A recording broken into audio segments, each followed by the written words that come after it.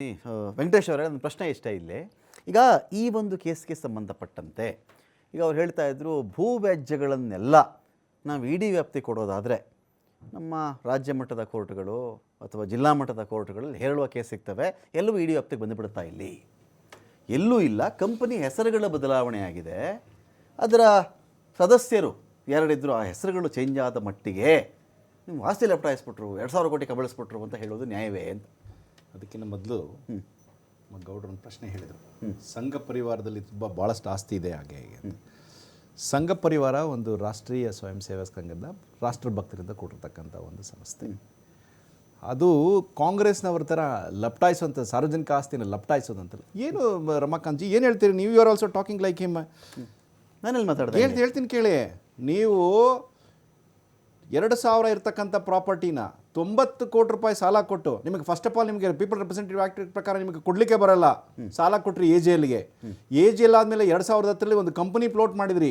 ಸೋನಿಯಾ ಗಾಂಧಿ, ರಾಹುಲ್ ಗಾಂಧಿ 78%, ಮೋತಿಲಾಲ್ ವಾಲಾ ಮತ್ತು ನಮ್ಮ ಆಸ್ಕರ್ ಫರ್ನಾಂಡಿಸ್ ಅವರು 12% ಈ ಕಂಪ್ನಿನ ತಗೊಂಡೋಗಿ 50 ಲಕ್ಷ ಕೊಟ್ಟು 2000 ಅಂದಿಗೆ 2000 ಇವತ್ತು 5000 ಇರ್ತಕ್ಕಂಥ ಪ್ರಾಪರ್ಟಿನ ನೀವು ಸೀದಾ ನೀವು ತೊಗೊಂಡ್ಬಿಟ್ಟು ಬೆಂಗಳೂರು, ನಮ್ಮ ಡೆಲ್ಲಿನಲ್ಲಿ ಇರ್ತಕ್ಕಂಥ ಕನಾಟ್ ಪ್ಲೇಸಲ್ಲಿ ಇರ್ತಕ್ಕಂಥ ಪ್ರಾಪರ್ಟಿ, ಇಂದೋರ್ನಲ್ಲಿ, ಡೆಲ್ಲಿ, ಬೇರೆ ಬೇರೆ ಭಾಗದಲ್ಲಿ ಇರ್ತಕ್ಕಂಥ ಪ್ರಾಪರ್ಟಿನ ಆಸ್ ಇಟ್ ಈಸ್ ನೀವು ಲಪ್ಟಾಯಿಸ್ಬಿಟ್ಟು ನೀವು ಕೋರ್ಟಿಗೆ ಹೋದ್ಮೇಲೆ, ಸ್ಪೆಷಲ್ ಒಂದು ಪ್ರೈವೇಟ್ ಕಂಪ್ಲೇಂಟ್ ಮಾಡಿದ್ಮೇಲೆ ಕೋರ್ಟ್ನವರು ಪ್ರೈಮ್ ಫೇಸಿ ಅವರ ಒಪಿನಿಯನ್ ಬಂದ ಮೇಲೆ, ಹೌದು ಇದರಲ್ಲಿ ಕ್ರಿಮಿನಲ್ ಕಾನ್ಸ್ಪಿರೆನ್ಸಿ ಇದೆ, ಇದರಲ್ಲಿ ಇಂಟ್ರೆಸ್ಟ್ ಇದೆ ಅಂತ ಅಂದಮೇಲೆ ಇಡಿ ಅವರು ಬಂದಿದ್ದಾರೆ ಕಾರ್ಯರೂಪಕ್ಕೆ. 2014ರಲ್ಲಿ ಬಂದಿದ್ದಾರೆ.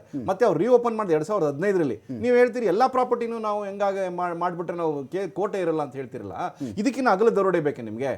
ಇದಕ್ಕಿಂತ ಅಗಲ ದರೋಡೆ ಇದಕ್ಕೆ ಸಾಧ್ಯವೇ? ನೀವೇ ಹೇಳಿ. ಅದು 5,000 ಕೋಟಿ ರೂಪಾಯಿ ಪ್ರಾಪರ್ಟಿ ಆಮೇಲೆ ಇವ್ರು ಕಾಂಗ್ರೆಸ್ ಲೀಡರ್ಸ್, ಆಮೇಲೆ ಅದೇ ರಾಷ್ಟ್ರಭಕ್ತರೇ. ಕಾಂಗ್ರೆಸ್ ಅವರು ರಾಷ್ಟ್ರಭಕ್ತರು ಬೇರೆ ಯಾರಲ್ಲ, ರಾಷ್ಟ್ರಭಕ್ತರು ಒಂದೇ, ಕಾಂಗ್ರೆಸ್ ಒಂದೇ, ಕಾಂಗ್ರೆಸ್ ಮೆಂಬರ್ಸ್ ಯಾರಲ್ಲ. ಅವ್ರು ಮಾಡಿರ್ತಕ್ಕಂಥ ಸಂಸ್ಥೆ ದೇಶ ಸೇವೆಗೋಸ್ಕರ ಮಾಡಿರೋ ಸಂಸ್ಥೆ. ಅದೇ ಸಂಸ್ಥೆಯನ್ನ ಉಳಿಸ್ಲಿಕ್ಕೆ ಇದು ಮಾಡ್ತಾ ಇರ್ತಕ್ಕಂಥದ್ದು. ಇದು ನ್ಯಾಚುರಲ್ ಉಳಿಸಿದ್ದು ಕೇಳಿಸ್ಕೊಳ್ಳಲ್ಲ. ನೀವು ನನ್ನನ್ನು ಸೇರಿಸಿ ಆರೋಪ ಮಾಡ್ಬಿಟ್ರಿ, ಅದಕ್ಕೆ ನಾನು ಉತ್ತರ ಕೊಡ್ಲೇಬೇಕು. ನೀವು ಅವ್ರ ತರ ಮಾತಾಡ್ತಾ ಇದ್ದೀರಿ ಅಂತ. ನೋ, ಅವ್ರು ಹೇಳಿದ್ದು ನಾನು ಹೇಳ್ತಾ ಇದ್ದೀನಿ ನಿಮಗೆ. ಕೇಳಿಸ್ಕೊಳ್ಳಲ್ಲ ವೆಂಕಟೇಶ್ ಅವರೇ. ಹೇಳಿ. ಜಮೀನು ವ್ಯಾಜ್ಯಗಳೆಲ್ಲವನ್ನು, ಪ್ರಾಪರ್ಟಿ ಸ್ವತ್ತುಗಳ ವ್ಯಾಜ್ಯ ಎಲ್ಲವನ್ನು ತಗೊಂಡೋಗಿ ಇಡಿ ಅಂತ ಮಾಡೋದಾದ್ರೆ ಹೇಗೆ ಅಂತ ಅವ್ರು ಕೇಳಿದ್ರು. ಭಾಗ ಒಂದು ನಿಮಗೆ RSS ಅಂದ್ರೆ ಎಷ್ಟೋ ಏನೋ ಹೇಗೋ ಅವ್ರು ಅದನ್ನ ಹೇಳ್ತಾ ಇದ್ದಾರೆ. 1938 ಟೈಮಲ್ಲಿ ಆಗಿದ್ದು ಸ್ವಾಮಿ. ದೇಶ ಸ್ವತಂತ್ರಕ್ಕೋಸ್ಕರ ಮಾಡಿದಂಥ ಒಂದು ಪತ್ರಿಕೆ ಅದೆಲ್ಲ ನೋಡಿ ಇದೆ. ಸ್ವತಂತ್ರಕ್ಕೋಸ್ಕರ ಮಾಡಿದಂಥ ಸಂಸ್ಥೆ ಅದು. ಅಂತ ಸಂಸ್ಥೆಯಲ್ಲಿ ಒಂದು ಲಾಸ್ ಅಂತ ಬಂದಿತ್ತು. ಅದನ್ನ ಅಸೋಸಿಯೇಟೆಡ್ ಜರ್ನಲ್ ಲಿಮಿಟೆಡ್ ಇಂದ ಯಂಗ್ ಇಂಡಿಯನ್ ಪ್ರೈವೇಟ್ ಲಿಮಿಟೆಡ್ ತಗೊಂಡ್ವಿ. ಆರ್ಥಿಕ ನಷ್ಟದಲ್ಲಿತ್ತು, ಸಾಲ ಕೊಟ್ಟಿದ್ದೀವಿ, ಹಣ ಕೊಟ್ಟಿದ್ದೀವಿ. ಹಾಗಂದ ಮಾತ್ರಕ್ಕೆ ಪ್ರೈಮಾ ಫೇಸಿ ಅಂತ ಹೇಳ್ತೆ ಹೊರತು ಸುಪ್ರೀಂ ಕೋರ್ಟ್ ಹೇಳಿಬಿಟ್ಟಿದ್ಯಾ ಎಸ್ ಇವರೆಲ್ಲ ಹ್ಯಾಂಗ್ ಮಾಡಿಬಿಡಿ, ತಪ್ಪು ಮಾಡಿಬಿಟ್ಟಿದ್ದಾರೆ ಅಂತ ದಿಲೀಪ್ ಕುಮಾರ್ ಮಾತಾಡ್ಸ್ಬಿಡ್ತೀನಿ. ಇಲ್ಲ, ಫಸ್ಟ್ ಒಂದು ಮಿಸ್ ಆದ. ಇಲ್ಲ, ಬರ್ತೀನಿ. ಈಗ ನಿಮ್ದು ಹೇಳಿದ್ರು RSS ಪ್ರಾಪರ್ಟಿಗಳು 600ಕ್ಕಿಂತ ಹೆಚ್ಚಿನ ಕಡೆ ಅವರೇ ಮಾಡಿರೋ ಆರೋಪ, ನಾನು ಮಾಡಿದ್ದಲ್ಲ. ಅದು 600ಕ್ಕಿಂತ ಹೆಚ್ಚಿನ ಸ್ವತ್ತುಗಳು ಎಲ್ಲ ಹೈಟೆಕ್ ಆಫೀಸ್ಗಳು. ಹೈಟೆಕ್ ಆಫೀಸ್ ಅಂತ ಹೇಳಿದ್ರು ಅವರು. ಹೈಟೆಕ್ ಆಫೀಸ್ಗಳು ನಿಮ್ದಾದ್ರೆ ದೇಶಭಕ್ತರು